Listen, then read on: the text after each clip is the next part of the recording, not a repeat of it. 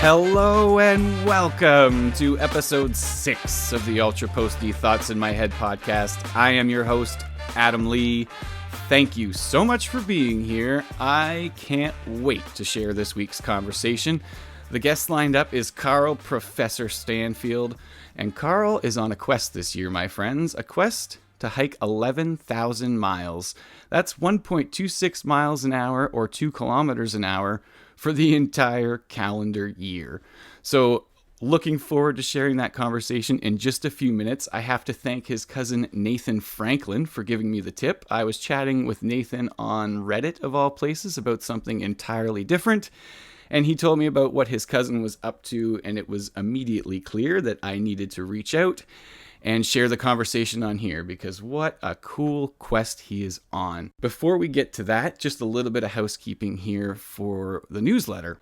Couple things coming up this month. On March 30th, I'm going to release the What Trail Running Means to Us All feature that you all submitted responses for. 30 of you did that, and thank you all so much from the bottom of my heart. You all gave me such great material, and I have such a clear plan on how to share it now, because of how great it all was. So thank you. I can't wait to get that out. It's been a pleasure to read all of your submissions and to start putting it together. Thank you all very, very much. And just before that comes out, as I said, on March 30th, on Sunday, March 27th at 12 p.m. Pacific, I'm going to be hosting the UK Run Chat on Twitter. So log on, join, chat, and we'll shoot the breeze and tell some stories on there. I'm looking forward to that. Should be a lot of fun. And quickly, just before we get to the interview with Carl, have to shout out Coast Mountain Trail Running. They hosted the Run Ridge Run event last weekend. It was such a great time, and a couple of people who've submitted responses to the newsletter did really well. Andrea Burley and Sarah Carter in the women's 13-kilometer race both beat the previous course record, finishing 1-2, and Simon Widman in the 25K finished 3rd. So a great weekend, super exciting to see that. Was so much fun to be out there. They host such great events. Thank you to all the volunteers that were there as well. It was just wonderful to be out there and running with all of you. But today is all about Carl. Let's get to that now.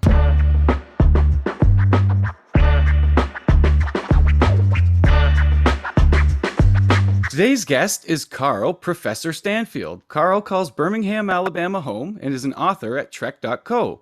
He loves through hiking, having completed the Appalachian and Pacific Crest Trails.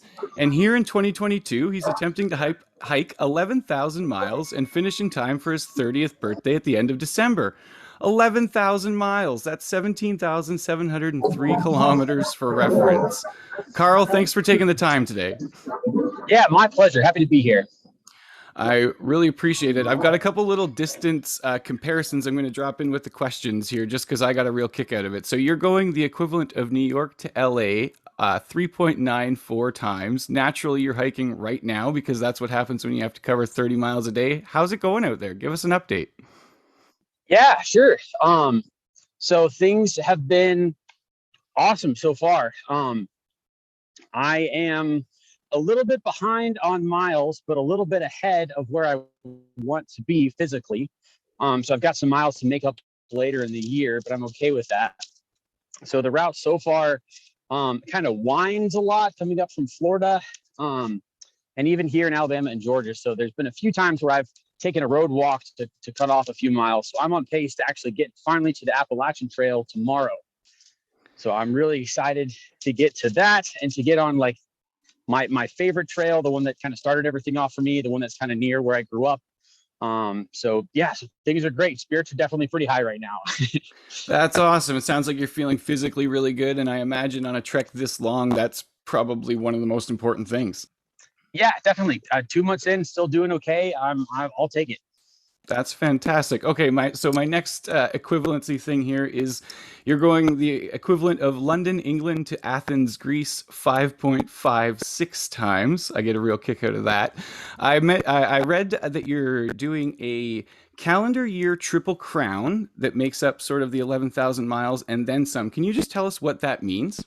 Yeah, so of course, the Triple Crown of hiking is kind of the big three most famous long distance trails in the country: Appalachian Trail, Pacific Crest Trail, Continental Divide Trail. And it's a big deal to do the three of those. Like that's kind of what a lot of hikers set out to do in their hiking career is hike the big three, the Triple Crown.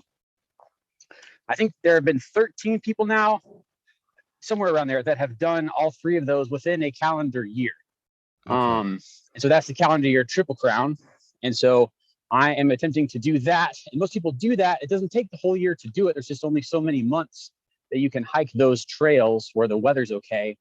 And so that's like roughly March-ish until November-ish. And so I just kind of looked up like, well, what else could you do on the other ends of that to fill in the year and spend the whole year hiking? And so the prime season to hike in Florida is January. So that was a natural fit. And then North Carolina is one of my favorite states. And so I hope to finish the year hiking across there after I finish up Continental Divide Trail.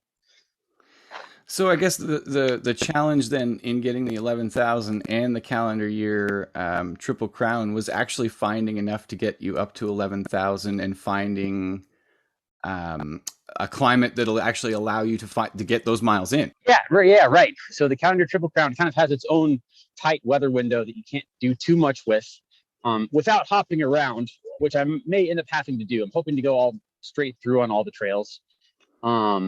But yeah, so that just leaves other months and like what is kind of tolerable to hike in those other parts of the year. And I think I found something that'll work. The next equivalency thing I have here is from Anchorage, Alaska to Mexico City, Mexico. That's 2.25 times. And I read you had a quote, "If your dreams don't scare you, you aren't dreaming big enough." And you attributed that to one of the greatest adventure athletes of all time, Heather Anish Anderson. You knew on your first through hike that this was something that means more to you than maybe you even thought it would. What has driven you to go this far with it? Yeah, so my first through hike was something that was big enough to scare me. Doing the Appalachian Trail was really a bit outside my comfort zone, enough to be like, I don't know if I'm capable of this or not. And then having done it, the next hike was a little bit easier. And I like to find pockets where I can kind of challenge myself and push bigger miles for a few days and see what that felt like. So I've really enjoyed the physical challenges of it. And so going into wanting to check off and do the third trail, it's a totally different beast. And maybe it is, I think it would be enough of a challenge to do on its own, but I kind of wanted to up it and have just a really monster of a challenge to take on. So I just love being challenged and pushing myself physically. So this seemed like a good way to do it. And I'm at a point in my life. So I turned 30 at the end of this year.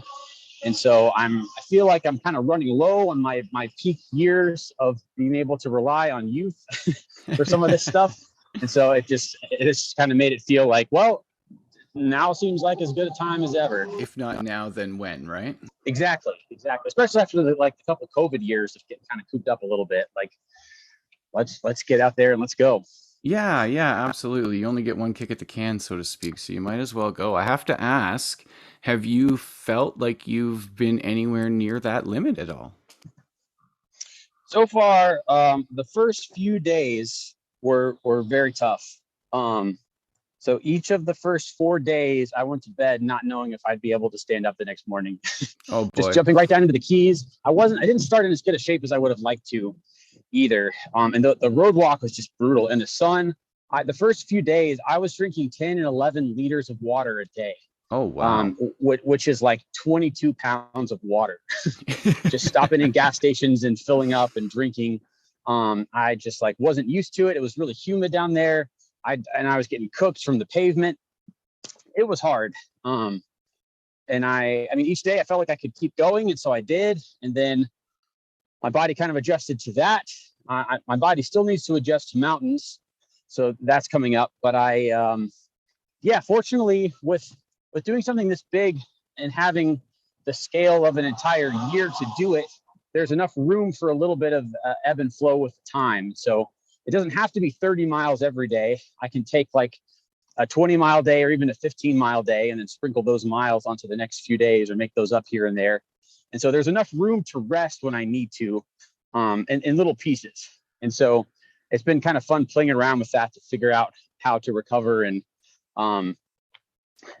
being able to finish a day, like just starting a day early and finishing at like 2 or 3 o'clock, kind of feels like a rest day when I'm off my feet for 20 or so hours after that. So it's cool. And I really like the logistics of it and kind of playing around with that sort of thing. That's fun. I wouldn't have thought of that until you mentioned it. Obviously, when you don't have a chance to train and acclimate. You're kind of just going in it and you're acclimating while you're doing it. Yeah, right. Okay, my next equivalency for my up here in Canada, you're going from Sydney, Nova Scotia to Vancouver, BC, 2.95 times. Are there any moments looking ahead, some of these trails? Is there anything you're really looking forward to, or are you just trying to sort of stay focused in the moment? Yeah, good question. The thing have been looking forward to the most this whole time is getting back to the AT. And so I'm so stoked that I'm doing that tomorrow. Nice. It's just like, it's just so nostalgic getting back to my first trail that I did that was a long trail, and I'm just excited to redo some of those miles and just the energy around the trail and having other hikers out.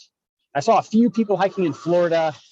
I've seen, I think maybe 2 people since I've been on the Pinhoti Trail.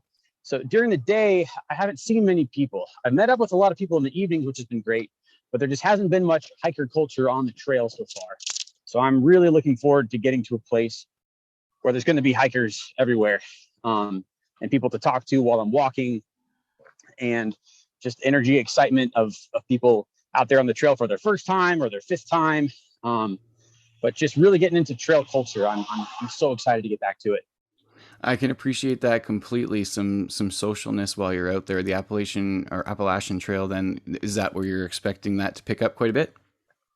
Yeah, so I'm expecting the first few weeks at least to be pretty packed with people, and then I think I'll be going fast enough that I won't see many folks again after the first month or so. But then hopefully the same thing again when I get to the PCT. I'll be hitting that in kind of its peak season. And at that point, hopefully can get around some folks at some point in the trail where I can like hike with people a few days in a row. Because on the PCT, 30 to 35 miles isn't that crazy to do consistently. There'll be plenty of people doing it. And so I hope to actually get to hike more than just a few hours or a few miles with people once I get out there. Gotcha. Get in with a group for a bit kind of thing. Yeah, exactly. That's been one of my favorite things on my other trails so far. Carl, your adventures are so wild. I wish you the best of luck. How can people follow you along? I am being pretty concise right now. I'm just sticking to Instagram. And so that's at Prof Carl. So PROF_CARL. And I'm doing just about every day so far. I've had very good service being on these roads, which you can hear right now. It'll be a little bit spottier coming up soon when I'm actually in the mountains for long stretches of time. But so far, I'm posting just about daily on just kind of what's going on out here right there on Instagram. Excellent. So now people know where they can follow along. Perhaps if you're game for it, maybe I can touch base with you in a few months and update everyone on the podcast as well, because this is so cool. Yeah, I'd be happy to. Definitely do that. Fantastic. A huge thank you to Carl Stanfield for joining me while hiking on this crazy quest. And a huge thank you to all of you for listening. I am Adam Lee, and I hope you'll join me next time for another episode of Ultra Posty Thoughts in My Head.